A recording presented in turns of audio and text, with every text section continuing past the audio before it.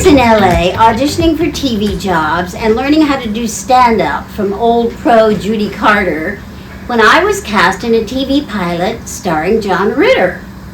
What we'd heard was that Ritter and Stephen Bochco, the creator of the very successful TV series Hill Street Blues, met on an airplane when by chance they were seated together. Bochco talked Ritter, who'd recently concluded the super popular Three's Company, into starring in a TV pilot for a new series, Hooperman. It was a dramedy with a serious storyline and some comedic elements. Ritter, with a theater background before his phenomenal success on TV, was interested in taking on more serious roles and expanding his creative reach. He would play a police detective with a dog. I was the dispatcher in the police station. Trero Hill. Here's the address. It seemed like a match made in heaven. Bochco had a co-writer, Terry Louise Fisher. She would manage and write, with Bochco, the new show, and the two of them would also service their current series, LA Law, which was now becoming a certifiable hit. A very good pilot script was written, shot, and bought by ABC, and we were in business. Unfortunately, Bochco and his partner then had a serious falling out. I'm not sure what it was about. We actors didn't dare get involved. We kept our heads down and prayed it would blow over. But the problems destroyed their working relationship, and Bochco, who was vindictive, kicked her off the show before we could shoot another episode. But the Hooperman pilot, which was charming, scored very high on the Nielsen's. But what happened was Bochco got more and more sucked into LA Law, and we were left with nobody driving the boat. We were trying to shoot a show sold on the basis of a pilot where we no longer had the show to follow it up with. New writers and showrunners were hired, but none had the vision or the wit of the pilot. Bochco, his wife Barbara, who co-starred on the show, Ritter, and several other principals have all died since then.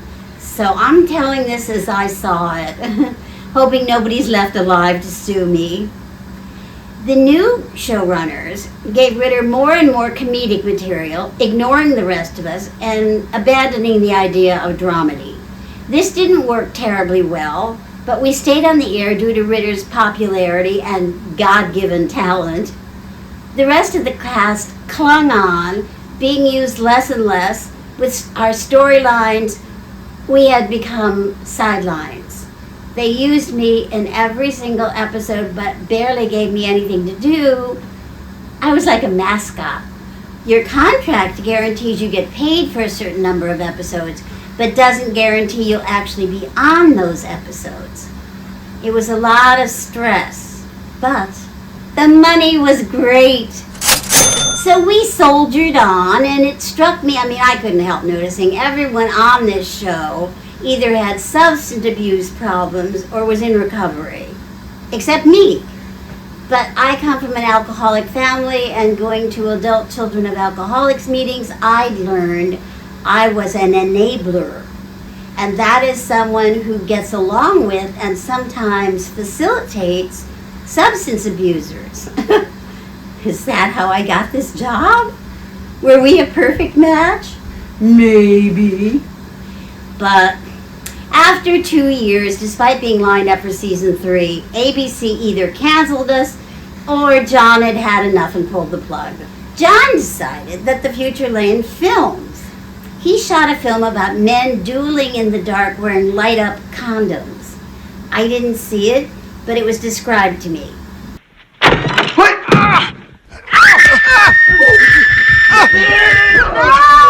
Stop it! Don't!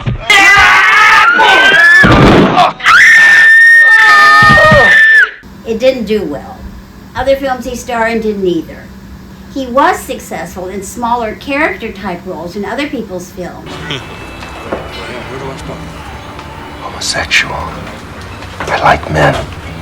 Sexually. But in the end, he ended up back on TV in several more shows, including his final hit sitcom, 8 simple rules. I'm a man, not a miracle worker.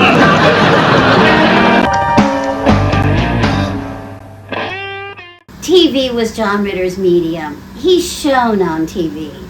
And from what I heard, he was happy to be back in it. Unfortunately, while on the set of his last show, he was felled by a defective heart and died. And despite shooting another semi-successful series, Murder 1, Botchko and Barbara's marriage, which was teetering, broke down and they divorced. Both later died. Ritter died, the dog died, the rest of the cast either died, retired, or gave up acting. And I'm not sure what's become of them. Sadly, that's been my experience in showbiz. Honestly, I would love to stay friends with everyone I've ever acted with, but for some reason, it just doesn't happen. But you know, it was a real treat acting with them. I'm so glad I did. Win-win. And the money was terrific.